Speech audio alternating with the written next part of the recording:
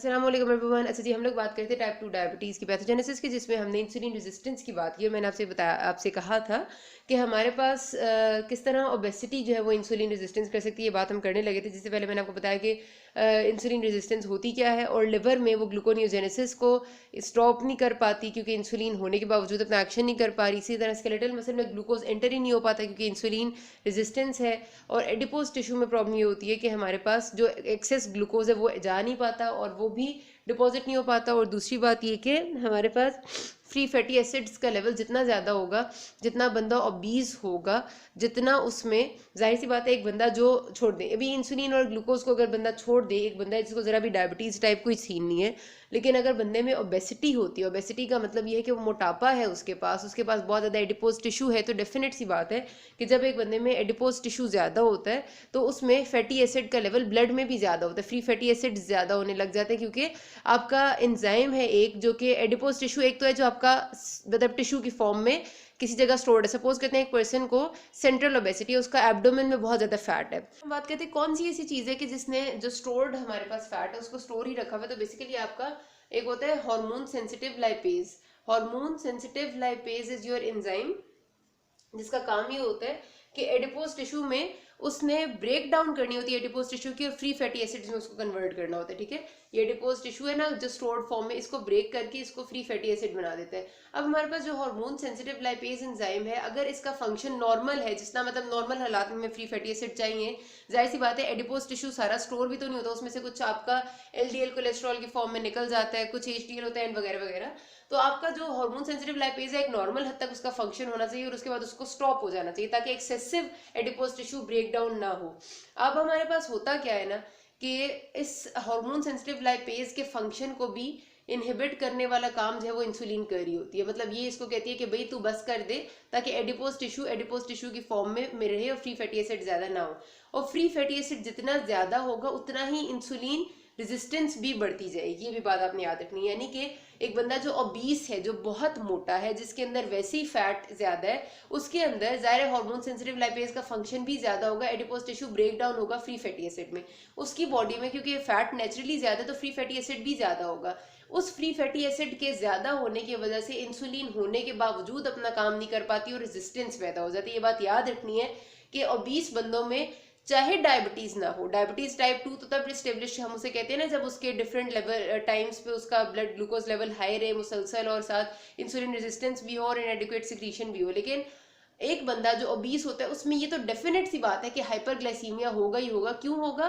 क्योंकि उस बंदे में कभी ना कभी चाहे उसमें कभी कभी हो लेकिन होगा जरूर, इस वजह से क्योंकि उस बंदे में लाजमी सी बात है कि फ्री फैटी एसिड ज्यादा होंगे नॉर्मल बंदों से। और फ्री फैटी एसिड ब्लड में प्लाज्मा में जिस कदर ज्यादा होते हैं उतना ही इंसुलिन रेजिस्टेंस बॉडी में पैदा होती जाती है। फ्री फैटी एसिड इंसुलिन को, इस एंजाइम को इनहिबिट नहीं करने देते, हार्मोन सेंसिटिव लाइपेज को जितना ये इनहिबिट नहीं करने देते उतनी ही बॉडी में आपकी इंसुलिन रेजिस्टेंस आ जाती है। ठीक है, तो आप इसीलिए कहते हैं ना कि जो सेंट्रल ओबेसिटी है, मैंने आपको कहा था कि पेट का मोटा होना ज्यादा कंट्रीब्यूट करता है डायबिटीज को। क्यों? क्योंकि जो सेंट्रल फैट होती है ना आपकी वो ज्यादा लाइपोलिटिक होती है। लाइपोलिटिक का मतलब होता है, लिटिक होता है टूट जाने वाली, and fat, lipo means fat. तो जो सेंट्रल फैट होता है वो ज्यादा इजीली ब्रेकेबल होती है, वो ज्यादा जल्दी फ्री फैटी एसिड में कन्वर्ट होती है और जितनी वो फ्री फैटी एसिड में कन्वर्ट होती है उतना ही फ्री फैटी एसिड प्लाज्मा में इंक्रीज हो जाता है और उतना ही इंसुलिन रेजिस्टेंस ज्यादा हो जाती है। इसीलिए कहते हैं कि सेंट्रल ओबेसिटी का ज्यादा ताल्लुक है with the development of diabetes. ठीक है, अगर आपसे कोई पूछे बता देना। दूसरी बात ये कि जो डायबिटीज, जितने भी ओबीस लोग होते हैं, मोटे लोग होते हैं, उनमें डेफिनेट सी बात है कि ट्राइग्लिसराइड्स का लेवल ज्यादा होता है। Triglycerides is a type of fat, आपको पता है, और ये बैड फैट है, बैड कोलेस्ट्रॉल है। तो ट्राइग्लिसराइड जो एक्सेस होता है ना वो आपके स्केलेटल मसल्स के अंदर चला जाता है, वो आपके हर बॉडी के सेल के अंदर जा रहा होता है। आपको पता है हर बॉडी के सेल के अंदर फैट स्टोर होना शुरू हो जाता है जो ओबीस लोग होते हैं। इसीलिए हम कहते हैं फैटी लिवर, फैटी पेनक्रियाज और फैटी टिश्यूज हो गए उस बंदे के। ठीक है, तो एक्सेसिव टैग्स स्केलेटल मसल्स में भी चले जाते हैं, एक्सेसिव टैग्स आपके मैक्रोफेजेस वगैरह में भी चले जाते हैं और एक्सेसिव टैग्स आपके बॉडी के मतलब बाकी सेल्स में भी चले जाते हैं। और जितना ज्यादा ये टैग्स आपके सेल्स में जाते हैं, मतलब सपोज स्केलेटल मसल में जाते हैं, उतना ही स्केलेटल मसल में भी इंसुलिन रेजिस्टेंस आती है। तो फैट जो है वो इंसुलिन रेजिस्टेंस बहुत ज्यादा पैदा करती है, इस वजह से उन जगहों पर भी इंसुलिन का एक्शन खत्म हो जाता है और ग्लूकोज उन जगहों में भी नहीं जा सकती। तो overall excess fatty free fatty acids यानी ओबेसिटी बहुत ज्यादा कंट्रीब्यूट करती है towards the development of diabetes and insulin resistance. ठीक है, दूसरा प्रोसेस जिससे ओबेसिटी जो है वो इंसुलिन रेजिस्टेंस कर सकती है वो है एडिपोकाइंस।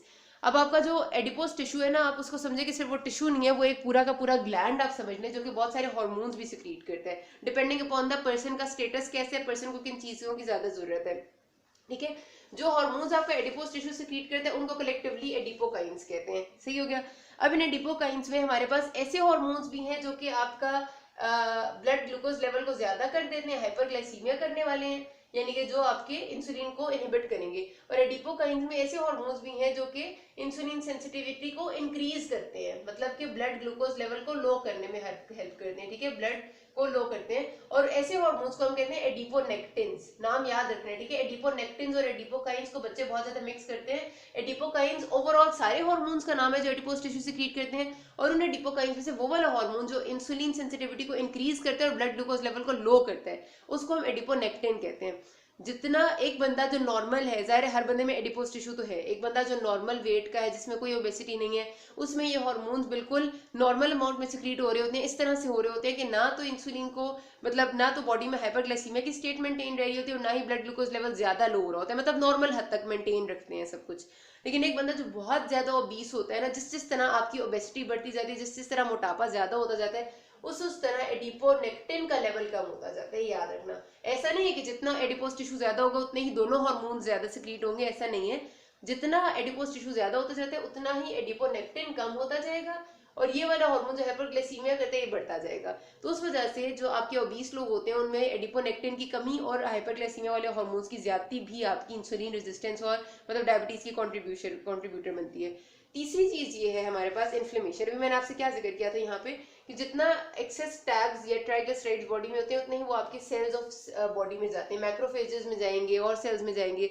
अब जब मैक्रोफेजेस में चीज चली जाएगी तो मैक्रोफेजेस एकदम से देखेंगे मेरे अंदर कोई फॉरेन एजेंट आ गया, वो क्या करेंगे, वो इन्फ्लेमोसोम को एक्टिवेट कर देंगे। इन्फ्लेमोसोम इज योर कॉम्प्लेक्स जो कि इन्फ्लेमेटरी कास्केड को एक्टिवेट करता है। इन्फ्लेमोसोम पूरा का पूरा बॉडी में एक इन्फ्लेमेटरी सिस्टम को एक्टिवेट करेगा, और भी बहुत सारे साइटोकाइंस को एक्टिवेट करेगा, इंटरल्यूकिन्स को एक्टिवेट करेगा, और इंटरल्यूकिन 1 बीटा मजीद इन्फ्लेमेशन को इंड्यूस करेंगे। जितनी बॉडी में इन्फ्लेमेशन ज्यादा होती है उतनी ही इंसुलिन रेजिस्टेंस भी बढ़ती जाती है, ये भी याद रखना। इन्फ्लेमेटरी डिसऑर्डर्स में भी इंसुलिन रेजिस्टेंस आपकी थोड़ी बहुत हो जाती है, इसी वजह से आपको कहते हैं कि शुगर लेवल ज्यादा हो जाता है आपका इन्फ्लेमेटरी डिसऑर्डर्स में।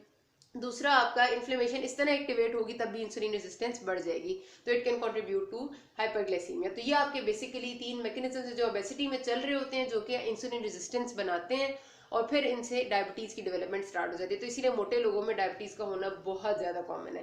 ठीक है, टाइप 2 डायबिटीज की बात हो रही है। अब तो हमने सारी बात कर ली कि इंसुलिन रेजिस्टेंस किस तरह से पैदा हो रही है और क्या क्या उसके मेजर सारे कॉन्सिक्वेंसेज है। दूसरा जो काम यहाँ पे हो रहा था, डिफेक्ट हो रहा है टाइप 2 डायबिटीज में, वो है इनएडिक्वेट सिक्रीशन ऑफ योर क्या है, इंसुलिन। ठीक है, तो मैंने अभी आपको पहले बताया था कि हमारे पास जो शुरू की स्टेज होती है डायबिटीज की, उसमें जाहिर सी बात है एकदम से इंसुलिन रेजिस्टेंस के होने की वजह से बॉडी में शुगर ज्यादा हो जाती है, हाइपरग्लाइसीमिया हो जाता है। और हाइपरग्लाइसीमिया को जब बॉडी देखती है तो बीटा सेल्स को बार बार स्टिमुलेट करती है कि भाई तुम लोग इंसुलिन को ज्यादा सिक्रीट करो। तो शुरू की स्टेजेस ऑफ जो डायबिटीज होती है उसमें बीटा सेल्स इंसुलिन को बहुत ज्यादा सिक्रीट करते हैं और हाइपर इंसुलिनीमिया होता है, लेकिन बाद में वो बेचारे थक जाते हैं और उसके बाद आहिस्ता आहिस्ता उनका सेल का डिसफंक्शन होने लग जाता है। तो अभी हम ये बात देखते हैं कि कौन से ऐसे मैकेनिज्म्स हैं जिनसे बीटा सेल डिसफंक्शन डेवलप होता है। तो ये वो आपकी 5 चीजें हैं। सबसे पहली चीज है जो आपकी excess of free fatty acids. जिस जिस तरह इंसुलिन रेजिस्टेंस बढ़ती है, मैंने आपसे कहा है कि फ्री फैटी एसिड्स मजीद बढ़ते जाते हैं, दोनों का इनवर्स रिलेशन है। सॉरी, फ्री फैटी एसिड जितने ज्यादा होते हैं उतनी ही इंसुलिन की सेंसिटिविटी को कम कर देते हैं, मतलब इंसुलिन सेंसिटिविटी का फ्री फैटी एसिड से इनवर्स एसोसिएशन है। तो फ्री फैटी एसिड जब बॉडी में बढ़ते जा रहे हैं, एक ओबीस इंडिविजुअल है और उसके साथ साथ उसकी ज्यादातर जो है ना आपकी डायबिटीज टाइप 2 आपकी लाजमी तौर पे मतलब 90% केसेस ऐसे होते हैं जिनमें कोलेस्ट्रॉल लेवल हाई होता है। ठीक है, तो जितने आपके फ्री फैटी एसिड बढ़ते जा रहे हैं उतनी इंसुलिन रेजिस्टेंस बढ़ती जा रही है। और इंसुलिन रेजिस्टेंस और excessive free fatty acids basically body में लाइपोटॉक्सिसिटी की स्टेट पैदा करते हैं जो बीटा सेल्स के आखिरकार डिसफंक्शन कर देती है। ठीक है, बस इतना याद रखेंगे लाइपोटॉक्सिसिटी है। फिर इसी तरह जो ब्लड ग्लूकोज लेवल है वो भी जब बहुत ज्यादा लंबे अरसे के लिए हाई रहता है, क्रॉनिक हाइपरग्लाइसीमिया, देखो एक्यूट लिखा है यहाँ, क्रॉनिक बहुत इंपॉर्टेंट है क्योंकि एक्यूट हाइपरग्लाइसीमिया में हमेशा बीटा सेल ओवर फंक्शन करते हैं, लेकिन क्रॉनिक हाइपरग्लाइसीमिया में दे आर टायर्ड, वो थक जाते हैं and they are dysfunctional now. फिर हमारे पास एक हार्मोन है बॉडी में जिसको इनक्रेटिन कहते हैं। जब हम खाना खाते हैं तो ये हार्मोन बॉडी में रिलीज हो जाता है, इनक्रेटिन। ठीक है, इनक्रेटिन का काम ये होता है कि ये पेनक्रियाज के बीटा सेल्स में से इंसुलिन रिलीज करवाता है ताकि ग्लूकोज के लेवल को नॉर्मल रखा जा सके। जैसे ही खाना आता है ना आपके बॉडी में, साथ ही बॉडी इंक्रेटिन रिलीज करती है। ये बहुत खूबसूरत अल्लाह ताला ने मैकेनिज्म दी है कि इंक्रेटिन जो है वो अभी ग्लूकोज बॉडी में नहीं पहुंची, मतलब अभी ग्लूकोज ब्लड में नहीं पहुंची, ग्लूकोज तो ब्लड में तब पहुंचेगी ना जब एब्जॉर्ब होगी, उससे पहले ये हार्मोन रिलीज हो जाता है ताकि पहले से बॉडी इंसुलिन रिलीज कर दे और जब ग्लूकोज आए तो फौरन वो कंट्रोल हो जाए। लेकिन अगर इंक्रेटिन की रिलीज जो है वो खराब है, वो ठीक नहीं है, तो बीटा सेल आपके डिस्फंक्शन हो जाते हैं और इंक्रेटिन की रिलीज ओबीस इंडिविजुअल्स में डिस्टर्ब होती है। फिर आहिस्ता आहिस्ता क्या होता है कि आपका जो सारे के सारे आइलेट ऑफ लैंगरहैंस यानी आपके सारा का सारा पेनक्रियास का जो सिस्टम है रिलीज करने वाला हार्मोन्स, ये अमाइलाइड से डिपॉजिट रिप्लेस होने लग जाता है। अमाइलाइड क्या चीज होती है? वैसे तो हम अमाइलाइड कहते हैं किसी भी एबनॉर्मल प्रोटीन नेचर के प्रोडक्ट को जो कि किसी जगह डिपॉजिट हो जाती है, फिब्रिलर नेचर का प्रोडक्ट, फिब्रिलर प्रोटीन्स जो होंगी ना आपकी, जब वो किसी जगह पर डिपॉजिट हो जाएंगे उसको हम अमाइलाइड कहते हैं। तो क्योंकि यहाँ पर आहिस्ता आहिस्ता आपकी बीटा सेल डिसफंक्शन होते हैं, उसकी जगह पर आपका सारा जो रिप्लेसमेंट ले लेते हैं वो ऐसे फिब्रिलर प्रोटीन्स ले लेती हैं विच आर नॉन फंक्शनल, तो वो आपकी मजीद बीटा सेल डिसफंक्शन कर देती है। ठीक है, और आखिर में जो चीज हमारे पास ये काम कर रही है वो है जी पोलीमॉर्फिज्म, यानी कि जो आपका टाइप 2 डायबिटीज है। इसमें मैंने कहा था कि जेनेटिक इन्वॉल्वमेंट भी है, तो किस तरह जो जीन्स में आपके मतलब डेफिनेट सी बात है चेंज होती रहती है, जो टाइप 2 डायबिटीज का रिस्क आपको इंक्रीज कर देती है कि आप पोलीमॉर्फिज्म है वो भी बीटा सेल डिसफंक्शन में कंट्रीब्यूट कर सकते हैं। तो ओवरऑल आपने मोटी मोटी सी बातें सारे में याद रखनी है कि हमारे पास जो मेजर मैकेनिज्म है वो क्या है। Insulin resistance and obesity and insulin resistance का ताल्लुक ये बहुत ज्यादा पूछते हैं। ठीक है, ओबेसिटी किस तरह करिए, आपने सारे तीनों पॉइंट्स लाजमी याद रखने हैं कि excess free fatty acid, adipokines and inflammation, ये बहुत ज्यादा क्वेश्चन आता होता है। यहाँ पर ये बात खत्म करते हैं, अभी तक इससे कोई मसला हो कि नास में। Thank you.